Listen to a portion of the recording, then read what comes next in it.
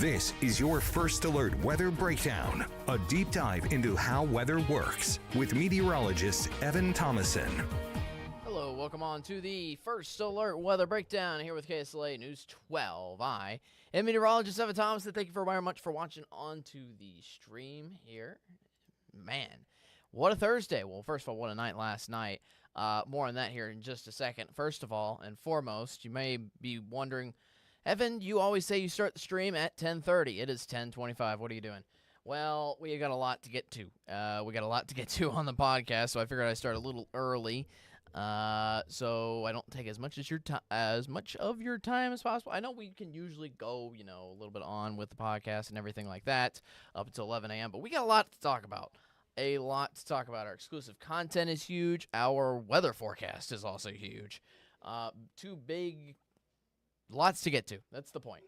I'm here for the day today. I want to give a quick shout out for those of you watching on YouTube. Jordan, hi. Your name is Jordan, 27. You're from Wisconsin. Hello, Jordan. Welcome on to the YouTube stream on KSLA News 12. Again, we stream First Alert Weather Breakdown on YouTube Live. If you leave a comment there like Jordan did, I can reply to you live and here on the podcast. Pretty cool. Anyways, let's get to what the whole, I'd call it a whole thick sandwich. Lots of meat and potatoes here on your plate. Here for the First Alert Weather Breakdown here for today. First, we got the weekend forecast and the local forecast that we'll go over. In the same space of going over the local forecast, we're also going to kind of discuss the big severe weather threat that's going to be happening across the country here nationally, which is kind of on the doorstep of the Arklatex. This severe weather threat really isn't affecting us here locally too much, but it's going to be affecting areas just off to our east and north here across the region here for Friday and Saturday. We're going to get into that in just a little bit. So some big weather headlines expected to come in here out of Friday and Saturday with a huge, and I repeat, huge chance of severe weather. So you have any family, if you're traveling anywhere out into these areas that we'll discuss here in just a moment, watch out. Watch out. That is for certain. All right, lastly, we have a Met Chat, which takes a lot of time up for this podcast. We're going to give a behind-the-scenes look and recap of the tornado coverage that we had back on last Tuesday. If you remember last Tuesday, March 4th, we had almost just about 4 hours of ongoing tornado coverage here at KSLA News 12 from I believe it was 8 confirmed tornadoes in the Arklatex that were all short-lived, but they were all EF1s scattered across the Arklatex. We had a good amount of damage. We kind of recapped it up in an episode for our Met Chat, which essentially is a chat with all 4 meteorologists here at KSLA News 12. Pretty cool. It was me, CJ, Austin, and Chief Meteorologist Matt Jones, just kind of all talking about and recapping about the experiences we had last Tuesday, just talking about how the storm went along, the damage from it, and also giving you guys behind-the-scenes look at what you didn't see on camera. Because, again, as we'll kind of mention, it was the first time that all 4 of us were on the same shift, essentially, at the same time. All 4 of us were on air within 5 minutes of each other. All 4 of us could see each other in the studio, and we're collaborating and helping each other out. And I like some of the good points that we brought up here later on in this Met Chat, and some cool things that you weren't able to see, obviously, on the scenes and in the heat of the moment, but some interesting things happen behind the scenes that you're not going to want to miss out on. But anyway, so let's get into the local forecast first. Again, we have lots going on here in the next 2 to 3 days. I wouldn't say too much around the Arklatex. I'm going to be honest. The 7-day forecast is pretty quiet here as I'm starting to gain control of my graphics here. As I said, the 7-day forecast here locally is pretty dry, pretty quiet, which is nice. That's going to allow us to be able to enjoy finally a great weekend. Remember last weekend? That was not so good. It was gloomy, rainy for a good portion, of the weekend last weekend. But this weekend, promise you, it's looking a lot better. We're already looking a lot better here today in Bossier City. We got the sunshine and blue skies out on our John Harvey Toyota Skycam over in Bossier City. Meanwhile, Texarkana, same thing. Beautiful blue skies and sunshine. Overall, the theme of the day here today for your local forecast is that we have the sunshine back. Not only do we have the sunshine back, we have it back with the warmest temperatures of the work week, and dare I call it hot. Oh man, it is certainly hot for spring standards. It's definitely not the most toasty. We're not in summer yet, but just so you know, we could reach high temperatures up to Not going to spoil it yet. The key is the warmest temperatures of the entire work week are happening today. What that does mean, though, is that we are starting to cool on down here for tomorrow, and that's actually leading us into a cooler weekend. For the next 3 days following today, we're actually going to have a nice cooling trend each and every day, and that continues through the weekend. Now, the weekend, again, faces lots of sunshine, but if you notice, there is a rain icon on that graphic. We do hold a chance for rain this weekend. I'm going to explain that a little bit later, but I really think sunshine is going to dominate the weekend. Essentially, the main course is going to be sunshine. The side dish is going to be rain. Last weekend, the main course was cloudy and rainy skies, and we had a side of sunshine. So you get the point. The sunshine is going to be the main player here for this weekend. It's already 70 degrees in Shreveport at 10:30. My goodness, 72 in Natchitoches, 69 and for Texarkana, a little cooler into the northern edge of the Arklatex, but most of us are having temperatures already up to 70 degrees, and it just continues to build from there. My goodness, highs, 86 in Texarkana, 83 in Foreman, 81 Broken Bow, 86 in Vivian in the northwest corner of L.A., Louisiana. 85 in Marshall, 85 in Carthage, 84 for Nacogdoches. 86 in Shreveport, 86 for Natchitoches, 84 for Homer here today. So that's the temperature aspect of how everything's working out. We'll talk more about the cool down in just a little bit. But let's go over what is happening with our skies, because there's a lot going on nationally. And I'm going to admit, the Arklatex is pretty lucky with this system coming through here over the next 3 to 4 days. There's our troublemaker on the west coast. That's where it is currently. It's giving us a good amount of snow showers in the areas of Idaho, a good amount of rain into Nevada and the valleys of Utah at this hour. You kind of see how rapidly those clouds are moving. Some high cloud tops of those yellow and oranges that you see there with that low pressure system and cold front chugging on through. This is going to be a huge system that impacts us nationally. For today, we're sunny. If you notice, just off to our west, we got a little bit of cloud cover. That's going to start to gather a little bit more for tonight into tomorrow morning. And then by Friday night, we're going to have this system move on through. Now, this is a cluster, so pay attention, because we have big impacts on all sides of this low-pressure system. First of all, this is a strong low-pressure system. This low-pressure system, just so you know, the power of it is let me really stress this point out and not let you get confused too much with this. The power of this low-pressure system is equivalent to that of a tropical system or hurricane. It is really impressive. This is not a hurricane. This is not. Just had to stress that too many times because sometimes you can take things out of context, and I understand. This is not a hurricane, all right?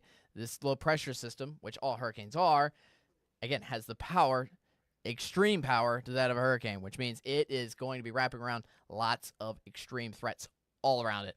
On the east side, we have the stormy, severe weather side of things.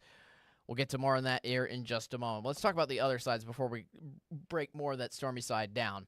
On the west side, behind the actual cold air, the cold front of the low-pressure system, we still have a good amount of moisture on the west side of this low-pressure system that is going to be giving us a good amount of snow showers into areas of the Rocky Mountains. Obviously, that's not concerning us, but we're expecting blizzard-like conditions around there, which is impressive into March.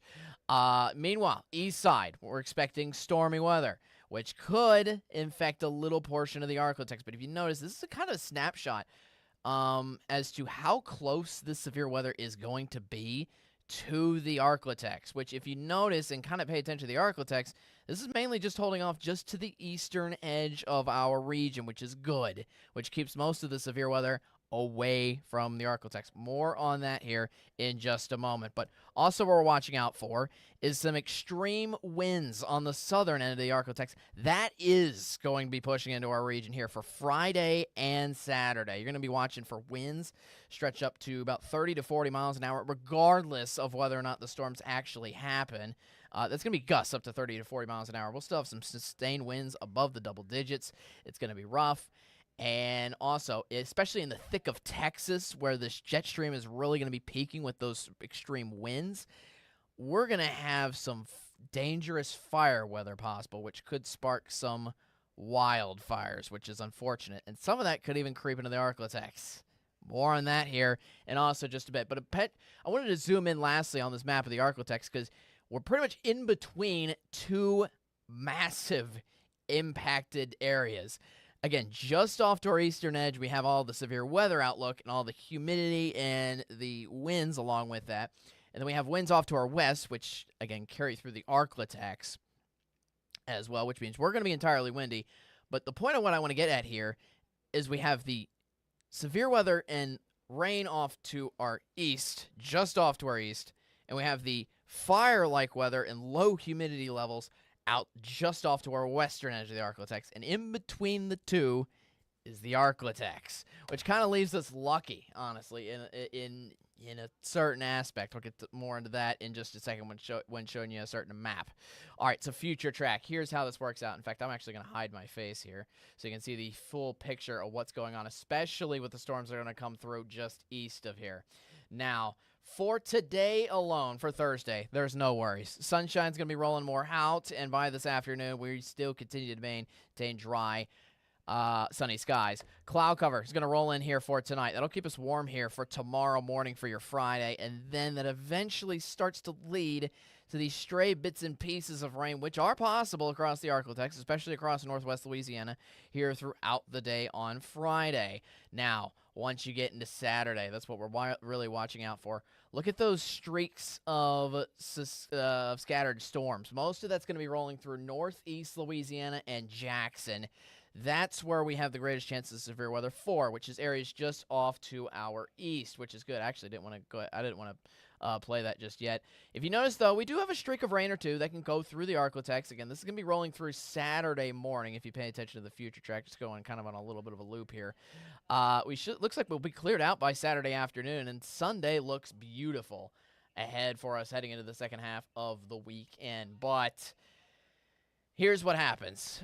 Here's just how lucky we are, honestly. Here's the severe weather outlook, and I'm actually going to zoom out on this map for you.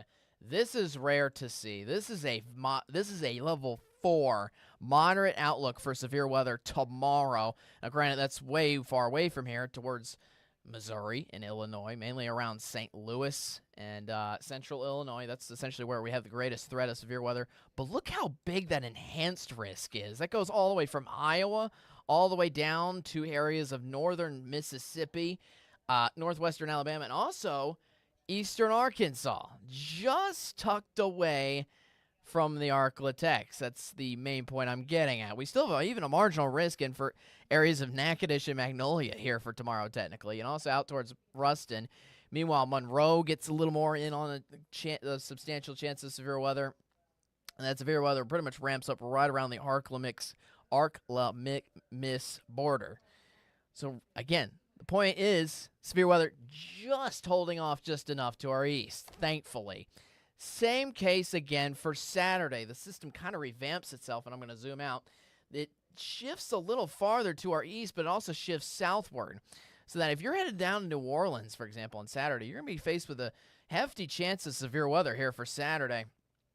In fact, we have this third enhanced risk, which is exactly what our tornado coverage was last Tuesday. That's exactly what that was under. We have that enhanced risk going essentially almost as far north as Alexandria. Again, just outside of the Arklatex. We have, again, another marginal risk for Natchitoches and Ruston, but it stays out of the bulk of the Arklatex here. So 2 days of which we get lucky. One last thing I want to look at is the fire weather risk, which is really extreme here for tomorrow. Again, as I said, with those low humidity levels and strong winds, that whole shade of pink is under an extreme outlook of potentially forming more fires. That goes all the way from Midland and central Texas all the way through Oklahoma and Oklahoma City, and even goes into southern Kansas, it looks like, too. But, you know, there's a huge shade of red, which is still critical, that goes even into the western edge of the Arklatex, including Idabel, McCurtain County, and areas of northeast Texas. The area of orange, which is kind of a watch, per se, to watch out for potential fire weather issues, includes Texarkana and most of our East Texas counties, actually, but it mostly stays out of northwest Louisiana.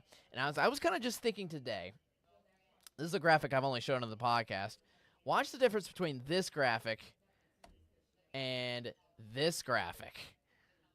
It's almost real intriguing, again, that we're just to the western edge and the western sideline of all the severe weather, yet we're not in the bulk of the dry air way behind the severe weather so that we're dealing with this. If you've been paying attention to Shreveport the entire time, if you notice, Shreveport is not under either of these outlooks at all. Kind of just the right place, right time. Quite impressive. Anyways, let's get into some forecasts here, and then we'll wrap things up and send things to the Met Chat. But just very intriguing stuff. Obviously, if you're in any of those areas, as it really has a substantial chance of severe weather, we don't see those outlooks very often at all. What I just showed you here for Friday and Saturday, and for, again, most of that bullseye is on St. Louis here tomorrow for severe weather, and that bullseye is around southern Mississippi, southern Alabama, and kind of even goes down into New Orleans for Saturday. Meanwhile, Saturday's here is nice and peaceful here for the most part. We do have that little chance of rain that is possible for anybody across the Arctic, and for Saturday morning. Saturday during the bulk of the day, and certainly by lunchtime, I think will be dry. And those dry conditions and sunshine will continue on through the rest of the weekend. Notice, though, we're cooling down over the weekend. Highs are around 68 for your Sunday. Then we start to warm up into next week. St. Patrick's Day is Monday. Partly cloudy skies, 74 degrees. Looking nice and lucky for the forecast there heading into Monday of next week. Here's the 7-day forecast here for you. 86 here today. Highs down to 68 on Sunday before increasing once again into next week. High of 80 by Tuesday. Again, we have those stray little bits and showers in for Friday and Saturday in Shreveport here locally. 20 and 10% chances in for showers between Friday night and Saturday morning here for the most part. I'm expecting greater chances of rain out towards Natchitoches, again, where we have that marginal risk for severe weather on both Friday night and Saturday morning. So might be a little more substantial chance of rain, again, for Natchitoches around that time frame. But, say, for areas of Texarkana, you're looking more dry and less likely to get on the rain, especially on Friday night, maybe Saturday morning. Saturday morning's rain's like a little more widespread if it does happen, if it does occur. Besides that, I have no major chances of rain until Wednesday of next week, and that system is still looking very questionable at this point. Although I will say the 12-day forecast beyond the next 7 days is looking up for us to maybe get some chances of early severe weather working in here. We'll see. We'll see. That's still way too far out to talk about severe weather chances, but it could be. It is looking rainy, essentially, in the tail end of the forecast into the 12-day, which would include the tail end of next work week. Oh, man, that was a lot. We're going to take a quick break.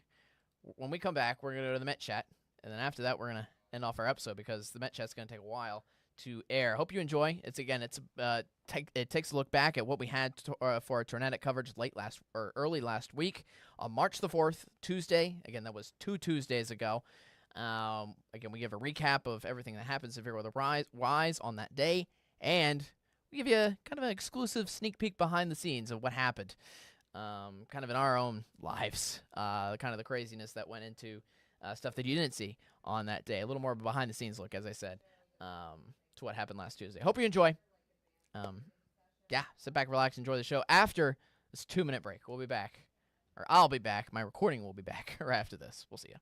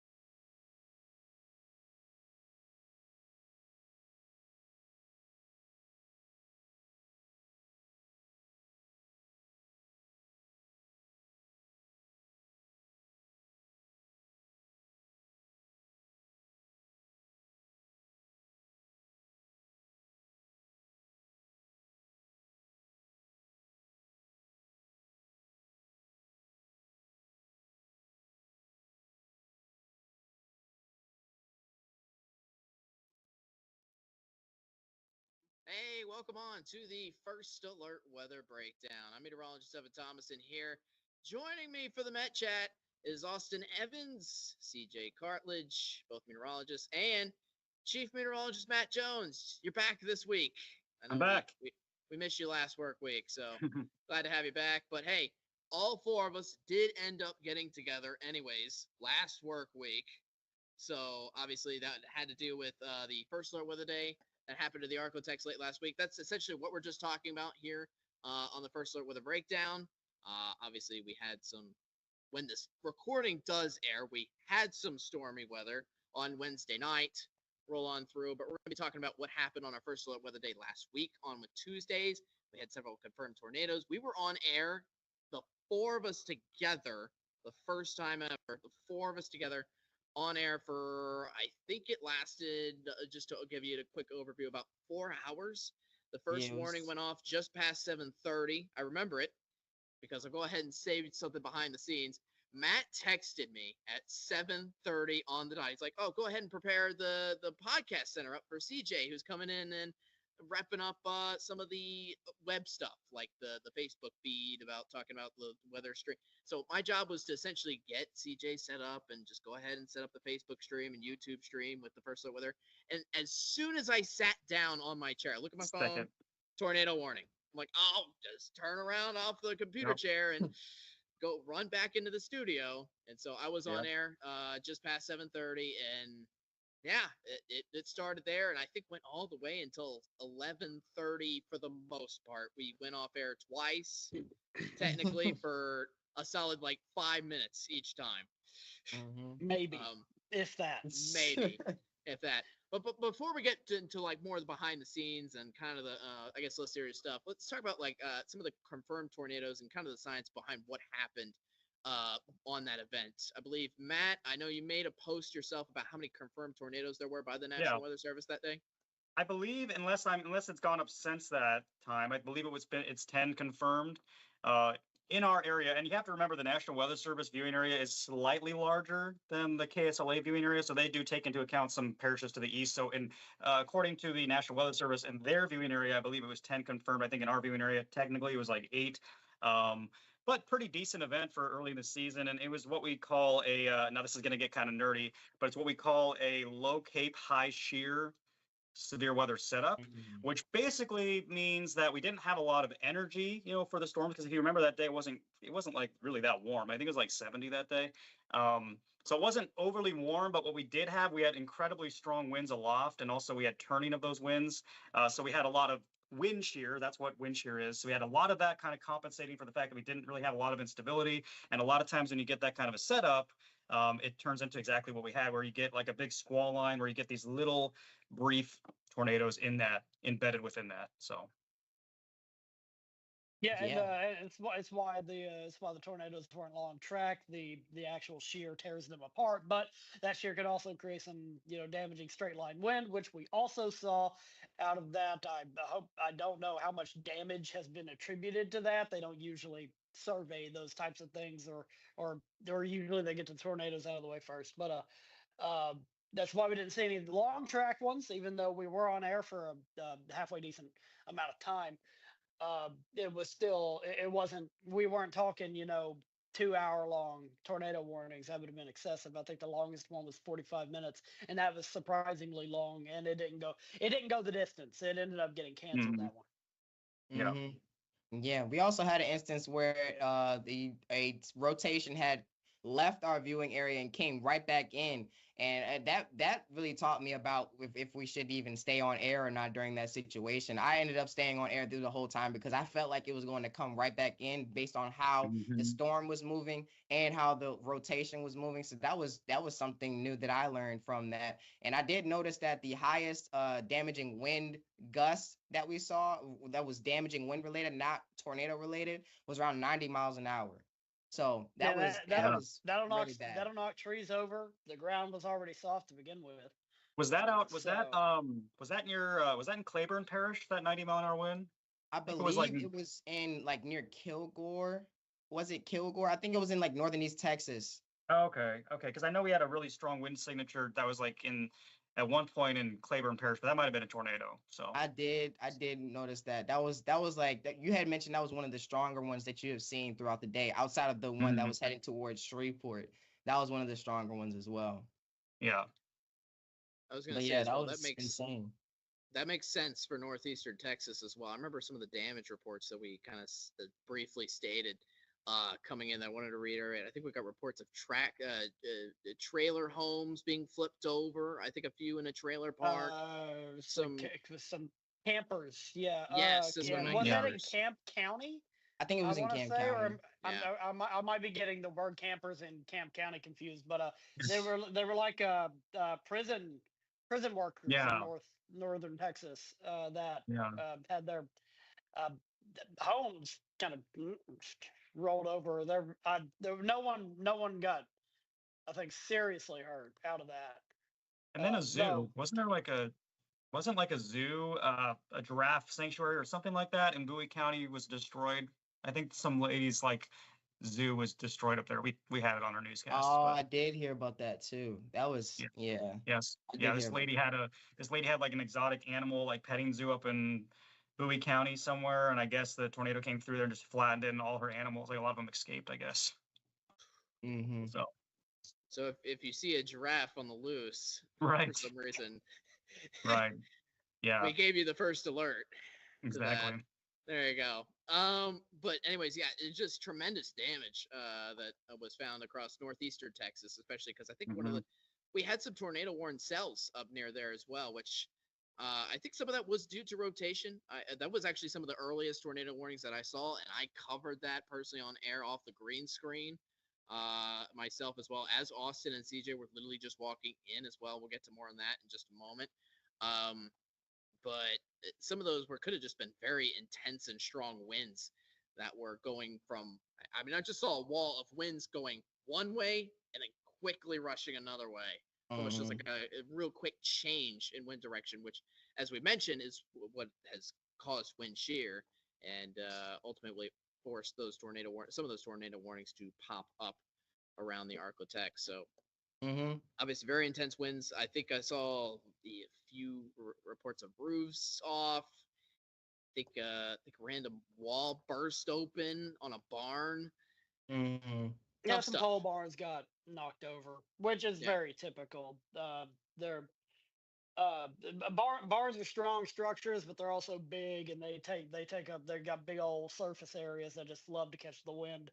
So it happens. It happens, unfortunately. Yeah. I have a question for you guys. Do you guys consider that a tornado outbreak, or what will be the threshold of a tornado outbreak for you guys?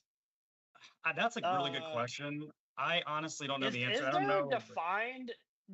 Is that even defined? I mean, Not when even I sure. think outbreak, when you think outbreak, you think Super Tuesday. You think Barrel. Yeah. Barrel's a special one. Obviously, Perfect example. the Joplin storm, that day, Joplin wasn't the only place hit. Yeah. I mean, It I was would just say the like worst one. I don't know. That's a good question. I should reach out to the National Weather Service. But I mean, personally, I would say It if we just have holds like so much weight that yeah, that that's a hard term. question. I would say like if we had, I mean, in my opinion, if we have like 20 plus confirmed tornadoes, I mean, that to me is an outbreak. But Okay. Yeah. I don't know. Interesting. I thought the bar was lower, honestly. I thought you were gonna say lower, like maybe like 5, because we had close to 10, No, you I said. wouldn't say that. No, They were I also would say short-lived. They were yeah. short-lived, as we've discussed, and they didn't track too long of a ways Yeah. in I certain suppose areas, which was good. if they were long track if they were long track tornadoes, we'd be having a much different discussion right now, considering the Yes. timing Oh yeah. of everything. Because I mean, it went through during rush hour. I mean, that would be Yeah. a really serious situation. That's the definition of a tornado outbreak. I need to look into that. I had no idea. No Awesome. idea.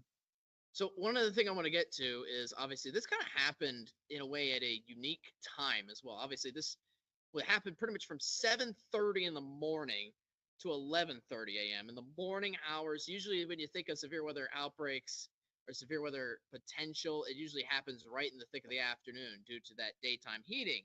which really can fuel up some of those storms. But the only person that again was scheduled to work at 7:30 in the morning was me on a typical day, and yet all four of our meteorologists found themselves at work by Matt was definitely the last one there, but I think you were there still at only what, like 9? And I wasn't planning on 9:30? coming in. I was not planning on coming in at all. So the fact that I came in was, yeah. So just behind the scenes, kind of go through your day of how that felt and how it was, I guess, working with all four of us on one shift together. Well, yeah, Especially you for know, on a severe weather day behind the scenes, like we'll communicate the day before, a couple days before, and so that particular event, I was texting all of you guys. We're in a group chat together, and so I was texting you guys talking about how the schedule was going to work. So CJ and Austin were supposed to come in, I think at like 8 a.m. to help you out, Evan. And so yeah, they were already planning on coming in, and then I was like, well, if it gets too crazy, then I'll come in as well. But so the three of you guys were already there. But once we had that tornado warning issued for Shreveport Metro, I was like, ugh. So I decided to come on in because anytime, like my rule of thumb is anytime there's a tornado warning, especially for the Shreveport Bossier Metros, the chief should probably be present. So it's not a good look if I'm not there. So that's when I ran in, and then when I came in, of course, I felt like it kind of was down to one warning, of course, and then but it was the one warning that was going into Shreveport, and then and then I stayed for a few hours and went back home for a bit.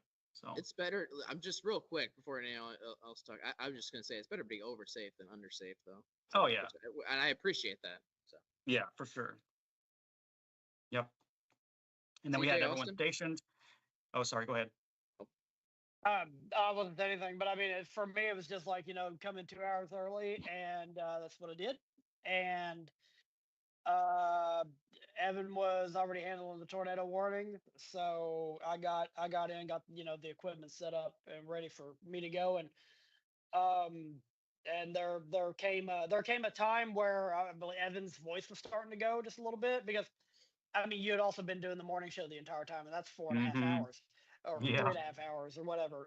It's a long time to be doing uh, uh, a newscast and then have to do severe weather. So I jumped in there, let him get a break, get some water and stuff, and it was just we were just tracking the tornado warnings as needed, and that's when the Shreveport area got put under the warning, and thankfully, as far as I could tell, nothing came at the station, though we got some very heavy rain at a couple of points that you probably could hear over our microphones. And we didn't take a power hit either, which was good. Um, so I mean, it was a smooth operation. We did get a couple of emails going like, yeah, well, all the guys are working together and they're not, bickering or anything like that, because we're all professionals and we're not going to do that, at least not in that situation. There's a time and place to be doing that, and that's not one of them. Uh, so uh, everything went smoothly, and especially at a time where where it's not typical to be doing severe weather early in the morning, because by the noon newscast we were done. It was over. Yep. The rest of we hit 70 after all the storms moved through. So the rest of the day was real quiet after that, and everything did go smooth, and we talked about the power outages in real time, which CJ was really good about that. Every time the number went up significantly, and we all knew what to do and when to do it, and that was the main thing. None of us got in each other's way, and I know that was the one of the points of the conversation for us to have today. So we were, and we don't get the chance to work as a team like that very often. So Mm-mm. the fact that even though we don't get that chance to, the fact that we can just all click something in our brains and go into team mode, it's Mm-hmm. really, I'm glad that all of us can do that easily, because there are teams that I've been on Oh, where me it's too. not necessarily that easy. Yeah. Wow. Yeah, and I guess I'll just conclude by saying, people don't realize, and I know we're probably running long on time here, but people don't realize, how hard tornado coverage is. I mean, it is literally you standing there talking endlessly, it seems like, and it can be hours just kind of talking about the same thing over and over and over and over. And it's very challenging. I mean, tornado coverage by far is the hardest part of our job, in my opinion. Like our And Super it's Bowl. it's not we don't work a physical job. I'll admit that, and I don't care to admit that. However, you're exhausted It's by the end of exhausting. severe weather coverage. Yeah. It could go an hour, it could go 8. You're Hmm. still the same level of exhausted because your brain's working a lot more. Not to say that I'm on autopilot during my normal weathers, but if it's sunny Yeah. and it's going to be like that all week, there's not a whole lot of thought that could go into a Right. forecast like that. So you're working your brain overtime in those situations because it's not it's you got a lot of people's safety that you're keeping an Yeah. eye on, and you want to warn them in due time. So yeah, by 2 o'clock I was like, I'm ready for bed. It's time to sleep, and that's pretty much what I did when I got home. I was like, I'm gonna take it easy the rest of the night. CJ, you were mentioning the Super Bowl. I Yeah, I heard said briefly. it's like our Super Bowl. The tornado coverage is like our Super Bowl. It's like it's very high pressure, high tense situation where you have to be alarmed for as long as there is a rotation in your area. It's like this is the big thing. You can't mess up. So yeah, we all do a great job at being aware throughout the entire tornado warning. We all give great information, everybody here, and I'm glad to be a part of this team to learn and grow, honestly. One last thing before we move on to give you like a behind the scenes. I mentioned how Matt texted me to set up the stream right before that tornado warning went on. Well, right before Matt texted me, I was like, okay, I better hurry up and eat something before the severe weather coverage ramps up. I You microwaved did my not get a meal. chance to.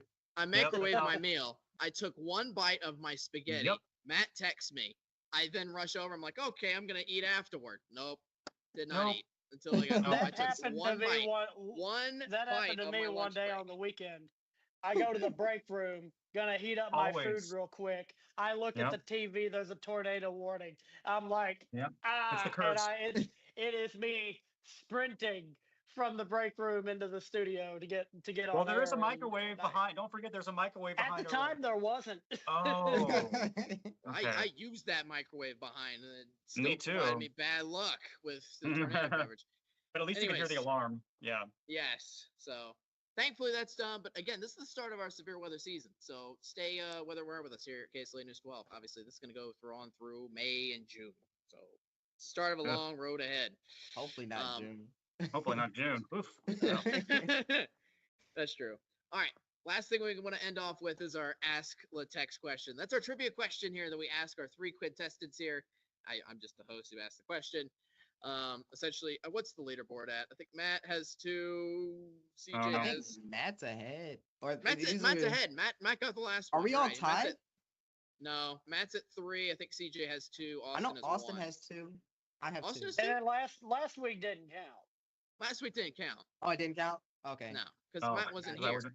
Oh. Matt wasn't here. I I guess can't it's even remember what the 3-2 question last week behind. was. Anyways, leaderboard to recap: Matt's at 3, CJ's at 2, Austin's at 1. That's our trivia leaderboard per se. And we end off the Met chat with one question. The question for today is asking about the SPC, or that's short for the Storm Prediction Center's outlook. The Storm Prediction Center, we've been focused on this all week long. The outlook for Friday, which this is going to air on Thursday. So for Friday, as of right now, the Friday outlook issued by the Storm Prediction Center has an enhanced risk. It's had that all week long. The enhanced risk is covering how many states?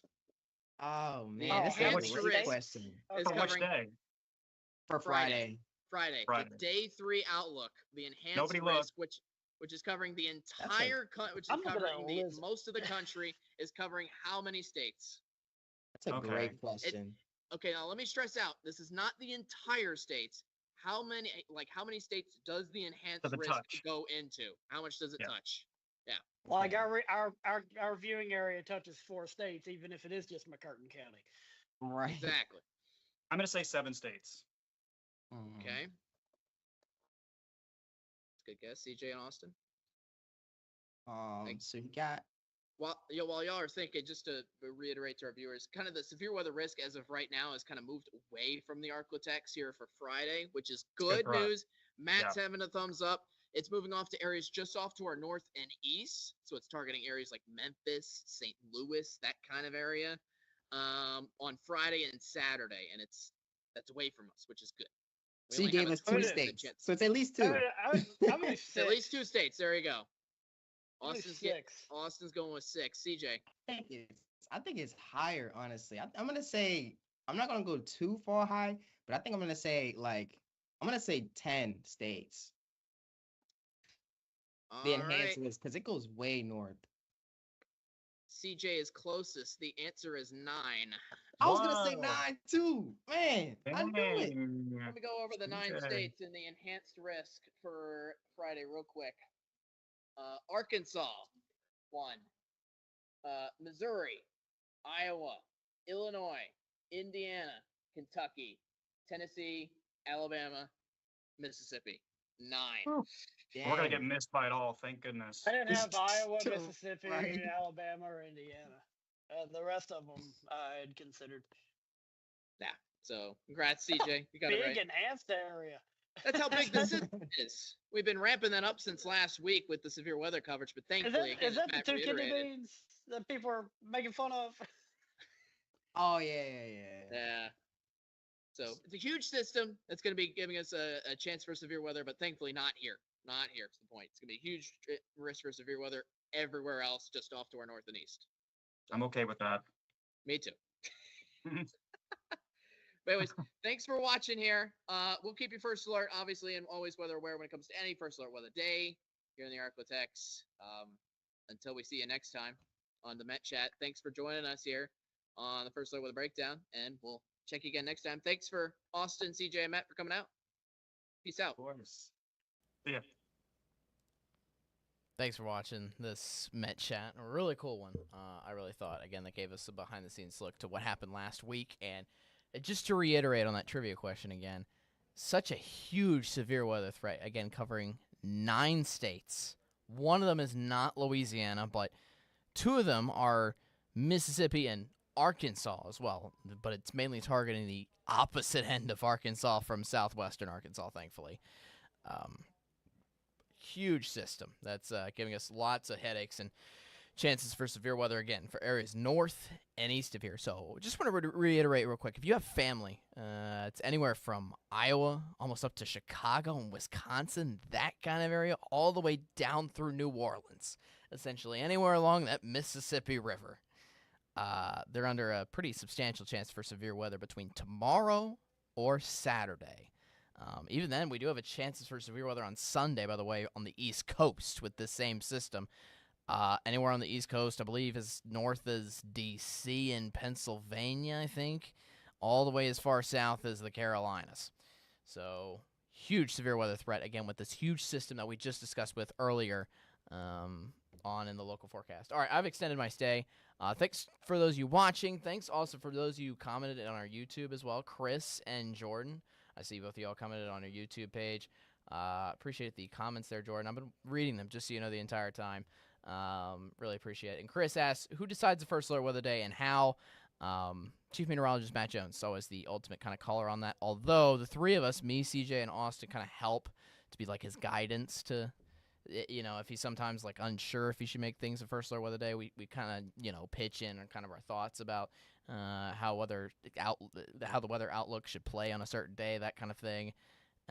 But it just depends on any chances of severe weather that we get, any substantial chances of severe weather that we get. That's when we name things first alert weather day, which could be more active again, especially as we head into the spring season. Things look fairly calm here, at least over the next 7 days, which is good, but who knows beyond that. Stay weather aware with us again here at KSLA News 12. That's our episode. We've extended our stay here past 11 o'clock, but, you know, we can do that occasionally from time to time. Anyways, point is, I'm going to head on out. Welcome on, or I should say, thank you for watching First Alert with a Breakdown. I clearly need some sleep. Anyways, point is, well, thank you very much for watching First Alert with a Breakdown. We'll see you again tomorrow. We do this every single weekday at 10:30. So guess what? We got 1 more day of the work week here for tomorrow. You got 2 more days of the work week to get through the rest of today and all of tomorrow. For Friday's episode, we're going to be taking an in-depth look actually at that system live in action. here on Friday. To be fair, most of that Friday severe weather outlook, it looks to be happening on Friday night, which won't be happening during the time of our podcast at 10:30. But we're going to go into kind of the regional forecast, which includes looking at that system more in depth here between what's going to happen between Friday, Saturday, and Sunday to areas north and east of here. We'll have also obviously our weekend forecast and St. Patty's Day forecast for you more in store here for tomorrow too. But that's essentially what we're going to go over here for First Alert Weather Breakdown heading into your Friday episode. Yeah, that's what's in store. All right, so thank you very much for watching First Alert Weather Breakdown. I'll see you again tomorrow, 10:30. Tomorrow's Friday. How about that? Great time to be around. End of the work week. Towards the end of the work week now. Anyways, point is, I'll see you again tomorrow, 10:30. Be there, be square. Most importantly, be weather aware. Have a great rest of your Thursday. Peace.